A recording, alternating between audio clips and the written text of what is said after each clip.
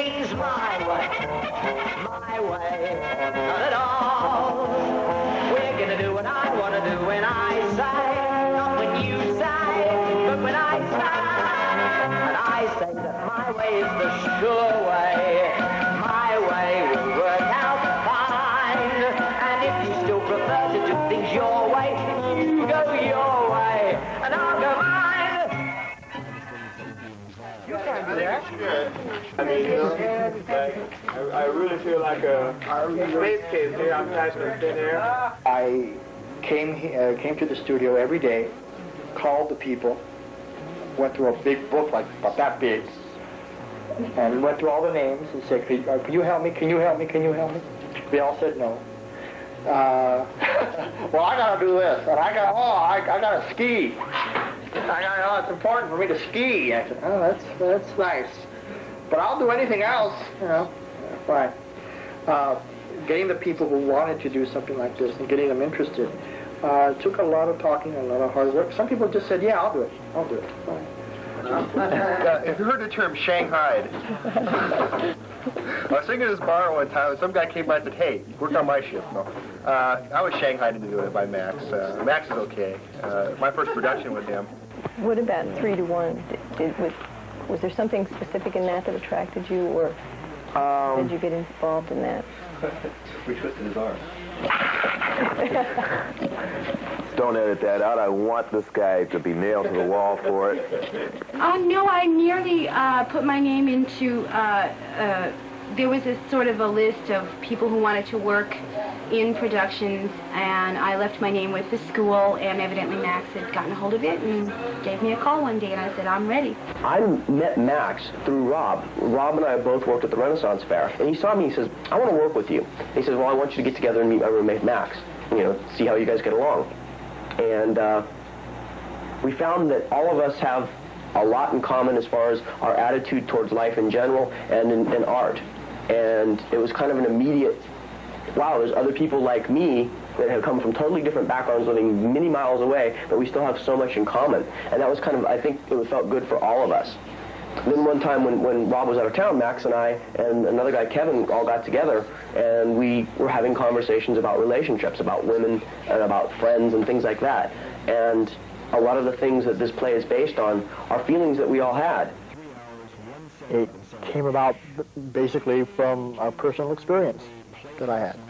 And at one point during that experience, I saw 3 parts of my personality coming out and contradicting each other, and it made me look like an idiot. And I went somewhere in some dark room and realized what I had done, and I guess the creative process took over, and I created a whole play around that one little incident. Look, I still want to take you out. I need you. I didn't mean to say that.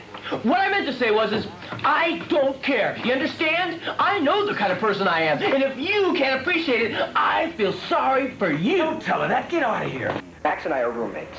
And we have tried to work with each other, and it was like oil and water. We have never been able to work together on anything. Generally, the way I like to work is I like to see something that's already sort of put together, and then I can sort of jump in and get my hooks in it and sort of switch it around and play with it and such like that.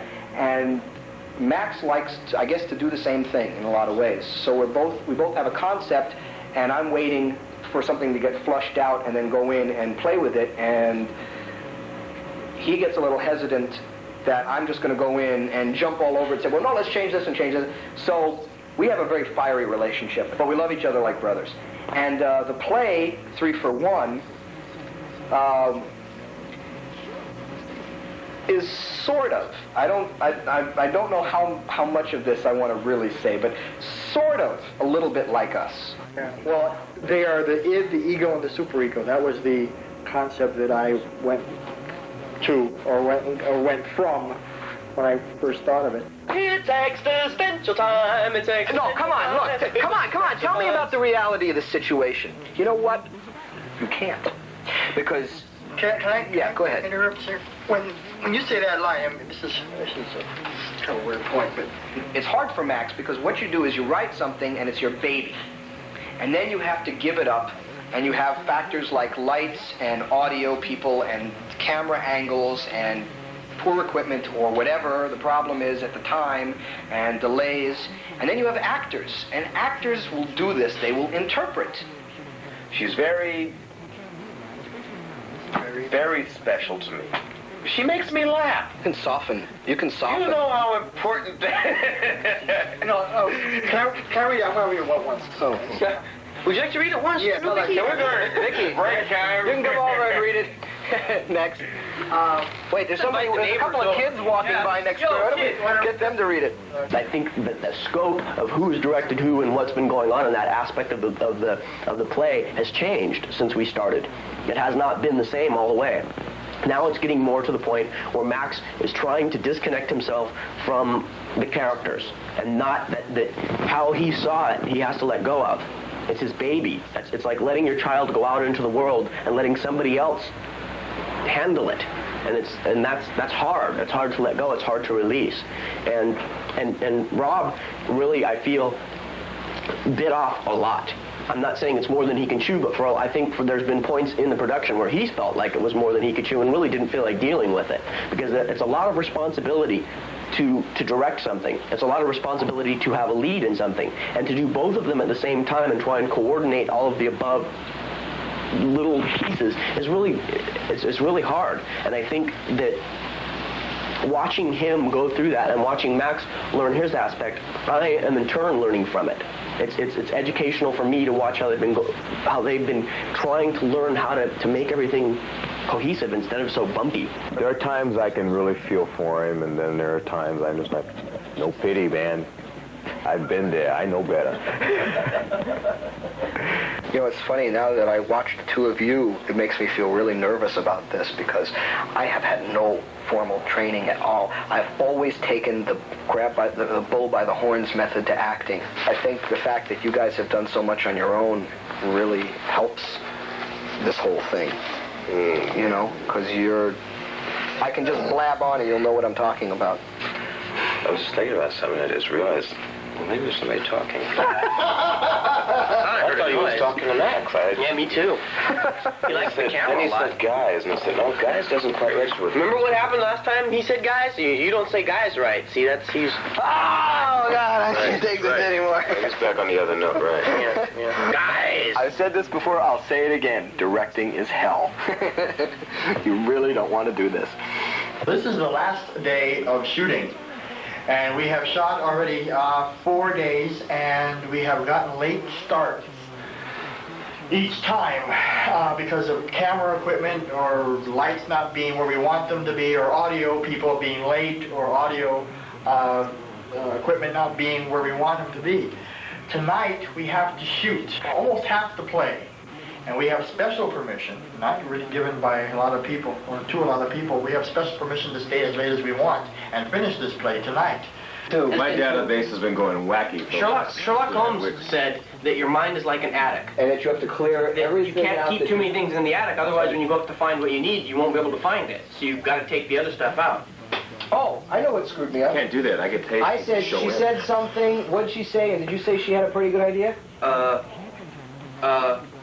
What?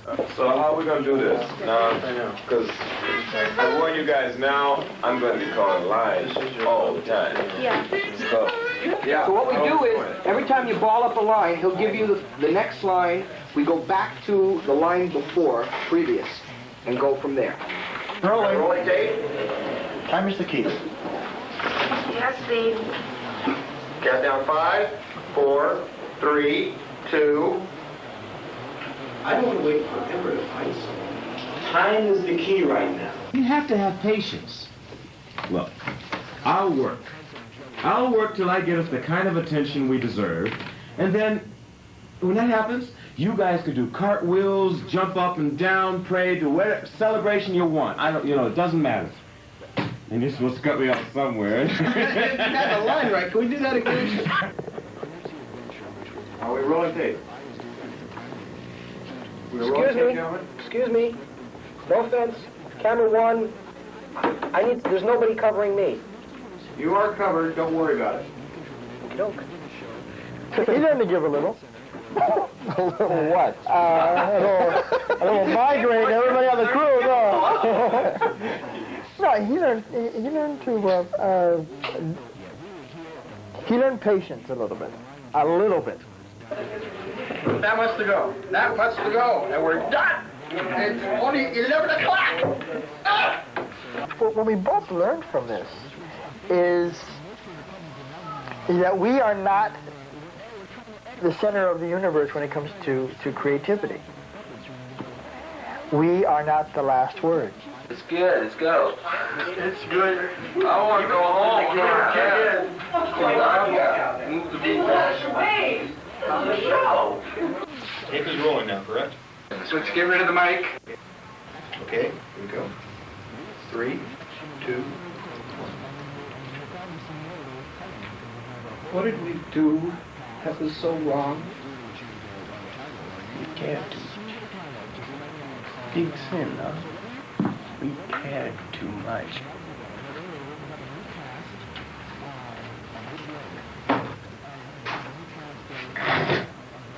I think we'd better try and get back to work.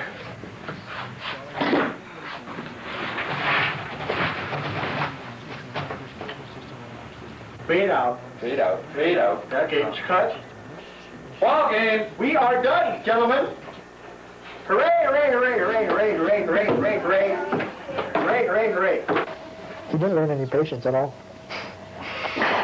I've spent, I think, almost all of my life trying desperately to communicate, and I feel I've always had a love for art. And art to me is anything that communicates an emotion or a message to another human being. That's when all is said and done, when technology is over with, when everything is over with, people to people communication, that's the key. That's what we're doing here. That's what studios like this are doing. It's all here, not just to get on day-to-day things. In the long run, the important thing is to be able to get a message from my heart or to whoever's heart to somebody else out there. Somebody else out there needs to be connected to. There might be somebody sitting in the living room right now who is completely lost. And maybe if he were to hear me say, or she were to hear me say, "You're not alone," that makes all of this equipment worth something. No, we don't want to. No. Turn that one off. You don't want to be seen, God knows. Listen to what you have written here. This is the way I'm going to do the rest of the show. It was evident that she could not have been less interested in him. Come on. Tell me something that sounds more like girl. Alive. Oh. Boys.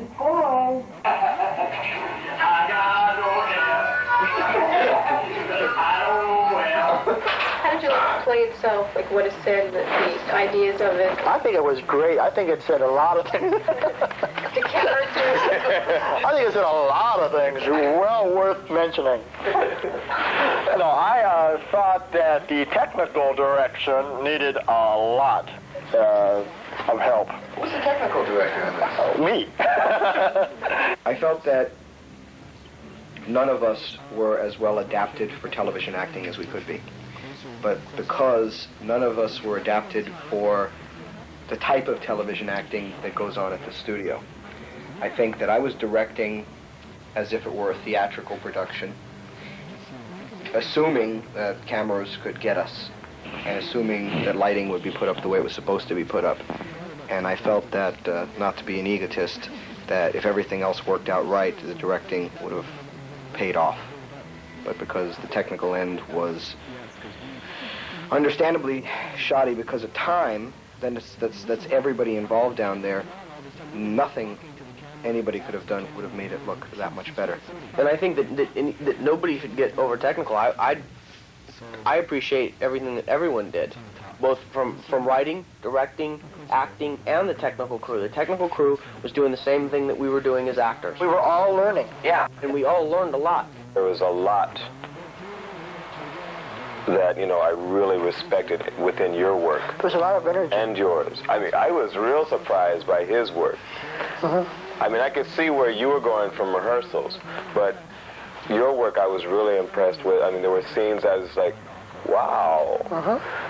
And I mean, justifiably with both of you, and there were scenes together with both of you. It was like, God, these guys are good. All of us had temper tantrums.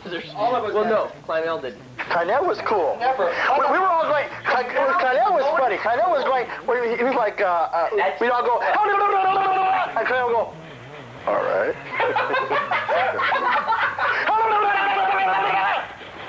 Now, boy. I think we should really discuss that later.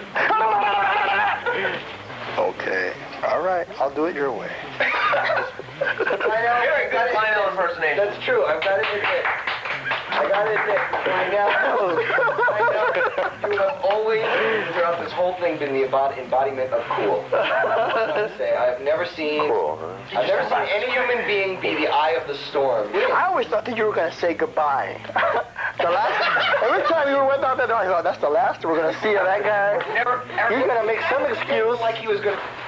The play is coming very much from a hurtful point in relationships, but I think that when other people see it, hopefully people will realize that there are parts of themselves in the play, and they'll see things that they've done before, and hopefully women will see maybe a different side of men that most men don't show. This play is about a man who is trying desperately to bury the things that are most important to him. That by mistake, I really think that I have written something for everybody in this play. Time is real tight because we don't have the luxury of a studio that is reserved for so much time. It's a different experience. I mean, it's like one day I'd like to take it back and say, okay, now let's try and do it in one mass, cohesive form. Although we'd probably try and do that, spend the money, and it wouldn't even be as good. What's your favorite thing to do on the production? I like it when it's over. We have to tear everything down. I walk up and say, thank you.